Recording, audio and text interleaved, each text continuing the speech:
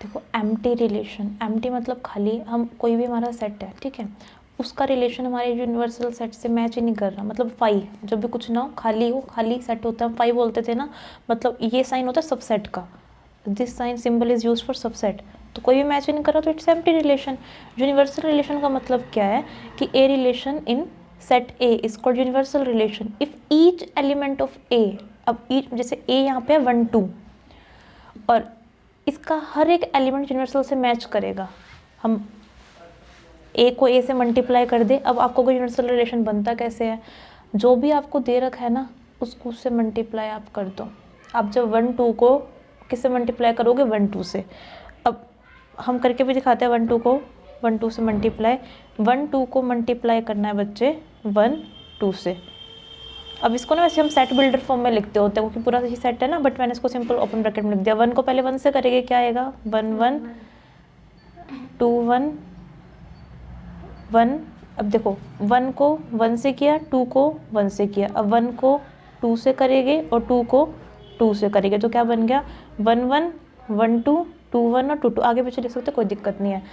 तो यहाँ पे सीधी सी बात बनेगी जितने भी हैं उसकी पावर कर दो n, अगर यहाँ पे 2 एलिमेंट है तो 2 की पावर n, और n यहाँ पे क्या है 2 बार मल्टीप्लाई कर रहे हैं, 2 की पावर 2 4, तो यहाँ पे टोटल 4 हमारे सबसेट्स आ गए। तो देखो 1 2 बिलोंग कर रहे हैं यहाँ पे, हाँ है, बिल्कुल इजी सा रिलेशन है। फिर आता है रिफ्लेक्सिव, हम पहले इक्विवेलेंस डिस्कस कर लेते हैं। अगर कोई भी रिलेशन रिफ्लेक्सिव है, सिमेट्रिक है और ट्रांजिटिव है तो वो होता है इक्विवेलेंस रिलेशन। सबसे पहले रिफ्लेक्सिव क्या होता है, हम रिफ्लेक्सिव बोलेंगे अगर कोई भी एलिमेंट है जैसे कि A1 है तो A2 भी होना चाहिए, तो उस सेट के जिसमें A1 भी बिलोंग कर रहा है आर से और A2 भी बिलोंग कर रहा है, लेकिन दोनों की वैल्यू सेम है, मतलब अगर A1 भी 1 है A2 भी 1 है तो सीधा हमने यहाँ लिख दिया A बिलोंग करना चाहिए। जैसे इस क्वेश्चन में देखो 1 2 के अंदर 1 1 है ना और 2 2 भी है, सेम है ना, तो ये रिफ्लेक्सिव भी हो गया।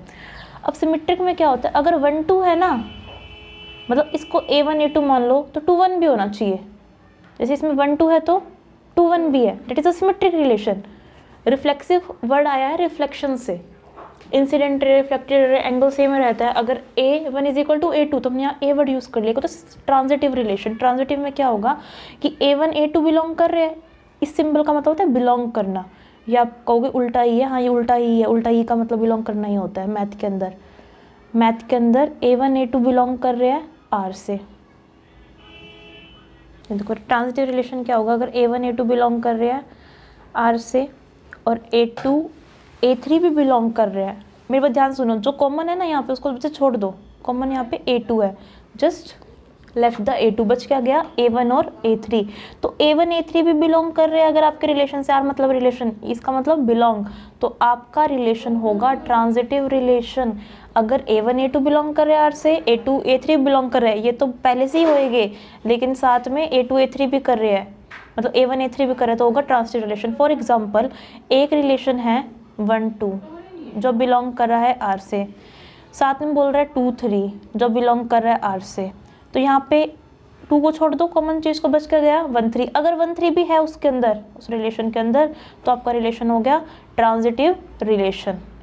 अब इक्विवेलेंस रिलेशन क्या होता है, कोई भी रिलेशन को हम इक्विवेलेंस रिलेशन बोलेंगे अगर वो रिफ्लेक्सिव भी है, सिमेट्रिक भी है और ट्रांजिटिव भी है। इन तीनों में से अगर एक भी नहीं है ना तो नॉन इक्विवेलेंस बन जाएगा, तीनों होने चाहिए, रिफ्लेक्सिव भी, सिमेट्रिक भी और ट्रांजिटिव भी। नेक्स्ट हमारा आता है 1 1 और इसको 1 1 और इंजेक्टिव फंक्शन, अगर कोई फंक्शन एक्स वाई से बिलोंग कर रहा है, मतलब एक्स टू वाई है, उसको 1 1 तब कब बोलेगी, हम बोल रहे हैं 1 की इमेज है 2 2 की है 3, हर एलिमेंट की हर एक की इमेज है, मतलब हर एक डोमेन की हर एक रेंज है, एक की होनी चाहिए, इसलिए नाम पड़ा 1 1 1 2 1, इसलिए इसका एक और नाम भी होता है, जरूरी नहीं 1 1 नहीं आएगा पेपर में, ये आ सकता है बच्चे इंजेक्टिव फंक्शन। एक बात याद रखना, हमें प्रूफ कैसे करना होता है, अगर हमारा fx1 fx2 के इक्वल है तो इसके अंदर व्हाटसएवर एलिमेंट होगा वो भी इक्वल होगा, अगर वो इक्वल नहीं है ना तो आपका ये 1 1 नहीं रह जाएगा, 1 1 नहीं रहेगा तो क्या हो जाएगा मैनी 1 हो जाएगा, 1 1 नहीं रहेगा तो मैनी 1 हो जाएगा। प्रूफ कैसे करते होते हैं, हम पहले ये कहते होते हैं कि सीधी सी बात है, वो फंक्शन इक्वल होने चाहिए, अगर हमारे फंक्शन इक्वल है मतलब fx1 fx2 के इक्वल है तो उसके सब एलिमेंट्स भी इक्वल आ जाते हैं, तो क्या हो जाता है फंक्शन हमारा 1 1 फंक्शन, अदरवाइज 1 1 फंक्शन नहीं रहता। देती हूँ, एक फंक्शन दे रखा है 2x और 2x मतलब नंबर से रिलेट कर रहा है। अब हम बोलेंगे अगर ये पहला फंक्शन है तो यहाँ पे क्या आएगा 2x1, अगर ये दूसरा नंबर है तो यहाँ पे आएगा 2x2, 2 से 2 कट गया 2x2, x1 x2 के इक्वल आ गया ना, मतलब फंक्शन जब इक्वल था तो एलिमेंट्स भी इक्वल आ गए, मतलब ये फंक्शन 1 1 है। अगर ये इक्वल ना आते बाई चांस तो ये 1 1 ना कहलाता। आ गया ऑन टू को हम ना सरजेक्टिव, ये सरजेक्टिव फंक्शन में बोलते हैं। कब बोलेंगे जब वो ऑन टू है और सब्जेक्टिव है, कब, जब हर किसी की इमेज की, देखो if every element of y is the image of some element of x under f। For example if every, यहाँ पे स्मॉल y का मतलब एलिमेंट, बिलोंग मतलब y, ये पूरा पूरा सेट था आपका। यहाँ पे हम एक x बना लेते हैं और एक ये x बना लेते हैं, एक y बना लेते हैं। यहाँ पे उसके अंदर एग्जिस्ट करना चाहिए, मतलब जो भी एलिमेंट होगा उसकी प्री इमेज से हमने रिलेट किया था, उसको हर उसकी प्री इमेज होनी चाहिए। हर एक एलिमेंट की एक प्री इमेज से हमने रिलेट कर लिया था, जहाँ पे जो भी एलिमेंट है सबकी एक प्री इमेज है, तो क्या हो जाएगा ऑन टू। अब यहाँ पे जरूरी नहीं होता कि ऑन टू 1 1 नहीं हो सकता 1 1 हो सकता है मैनी 1 हो। अगर एक के साथ ही रिलेट कर रहा है और सबकी प्री इमेज भी है तो 1 1 ऑन टू, सबकी प्री इमेज है लेकिन कोई एक आता दो से रिलेशन में तो मैनी 1 ऑन टू। देखो इन्वर्स ट्रिग्नोमेट्रिक फंक्शन, हम यहाँ पे नाम से पता लग रहा है कि जहाँ पे हम sign inverse, cos inverse, particularly हम इन्वर्स के बारे में पढ़ेंगे। कुछ रूल्स याद रखना, साइन इन्वर्स 1/x इक्वल होगा कोस इन्वर्स x के। साइन इन्वर्स 1/x है। अब इसको हम एक एग्जांपल लेके करते हैं। मान लो यहाँ पे x की वैल्यू है 1/2,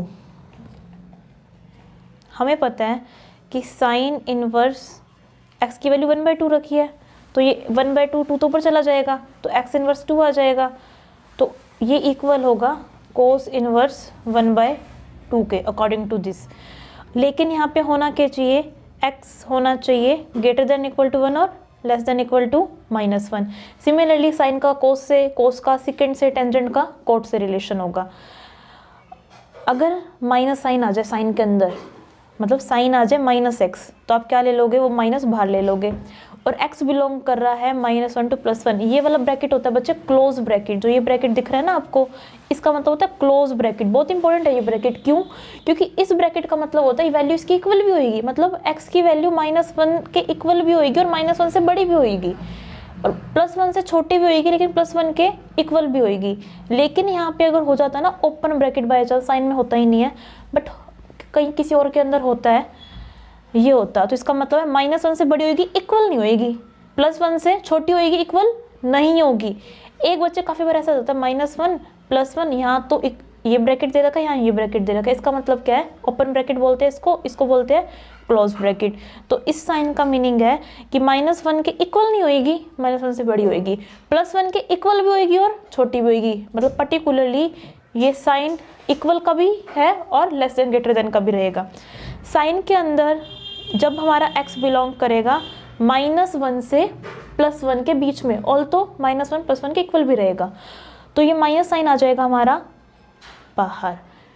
सेम फॉर टेंजेंट, टेंजेंट में अगर माइनस है तो ये भी क्या आ जाएगा बाहर। पेपर में ये दे देते हैं और x पूछते हैं, बिलोंग कर रहा है r से, r मतलब रियल नंबर, नहीं कर रहा है, रियल से बिलोंग कर रहा है बट इतनों से बिलोंग नहीं कर रहा है एक्सेप्ट दिस, तो इस 4 ऑप्शन के अंदर आ सकता है कि अगर ये माइनस बाहर लोगे तो x सारे के सारे रियल नंबर से बिलोंग करेगा। कोसिकेंट के अंदर ये माइनस क्या आ जाएगा, बाहर आ जाएगा, और x क्या होना चाहिए हमारा, मॉडुलस ऑफ x, इसका मतलब क्या, only magnitude, modulus of x क्या होना चाहिए, ग्रेटर देन इक्वल टू 1। लेकिन अगर यही चीज़ आ जाती है हमारी कोस के अंदर, सीकेंड के अंदर और कोट के अंदर, मैंने आपको ऐसे याद करने के लिए बोल देता हूँ, सिंपल सी बात है,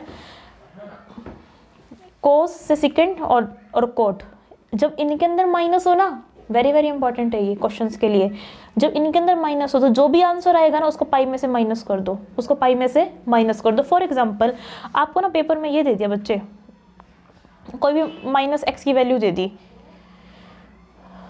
तो आप पता क्या करो, एक बार इस माइनस को छोड़ दो, आप लिखो पाई, x की वैल्यू कितनी है यहाँ पे, कोस इनवर्स 1/2, और कोस इनवर्स 1/2 होता है π/3 पे, तो पाई में से π/3 गए, ये बच गए 2π/3, तो इसका आंसर कितना आएगा 2π/3।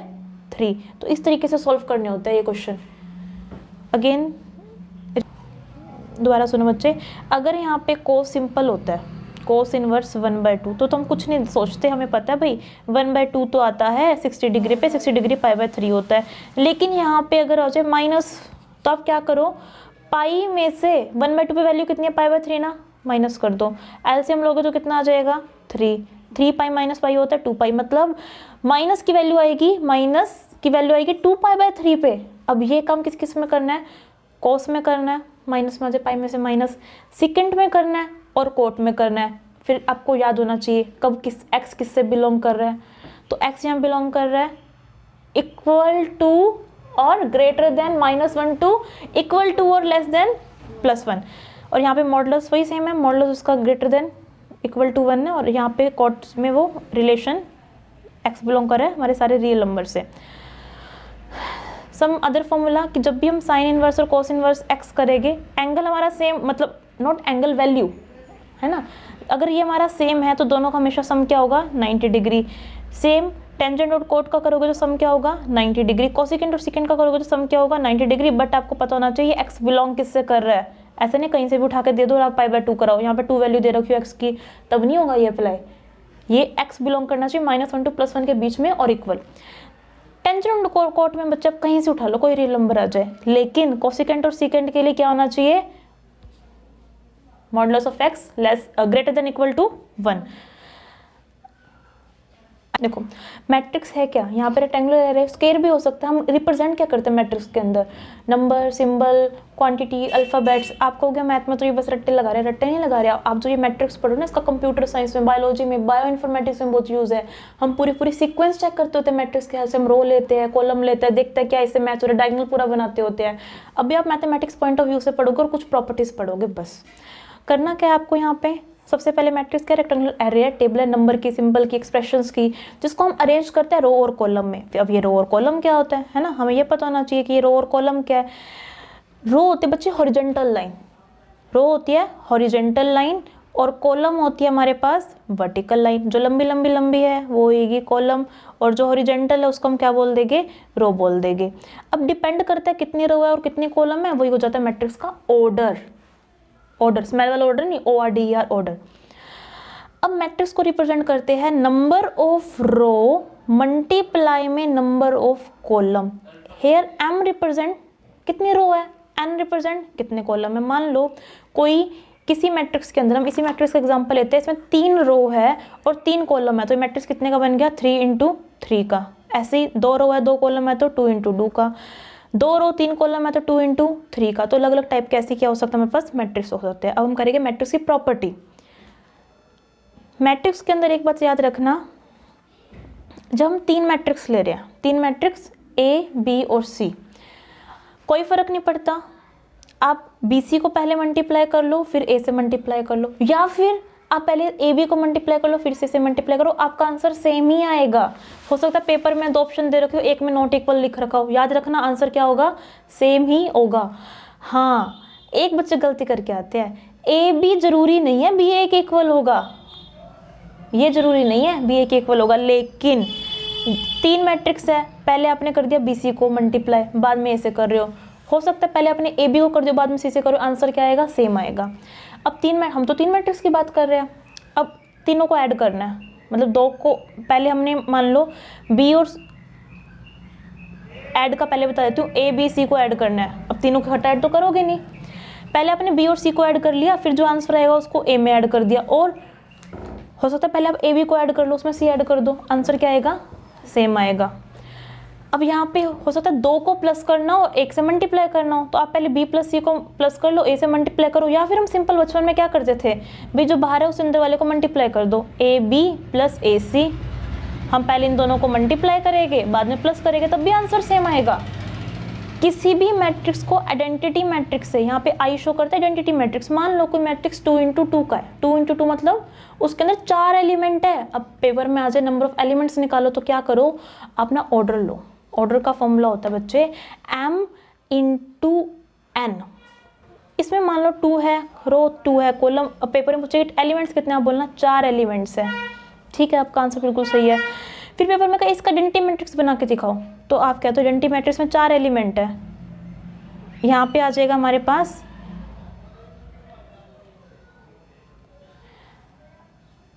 ये लेफ्ट हैंड साइड है, ठीक है। लेफ्ट हैंड साइड के ऊपर से डायगोनल पकड़ना है। बच्चे कहते हैं क्यों राइट हैंड साइड पर नहीं, आपको ऊपर से पकड़ना है लेफ्ट हैंड साइड के। जब हम कंप्यूटर में ये सिस्टम करते हैं, बायोइन्फॉर्मेटिक्स में करते हैं, बायोलॉजी में करते हैं, तो प्रॉपर रूल के साथ करते होते हैं ये कि कहीं से भी नहीं पकड़ना डायगोनल, यहाँ पे हमें प्रॉपर एक जगह से पकड़ना है।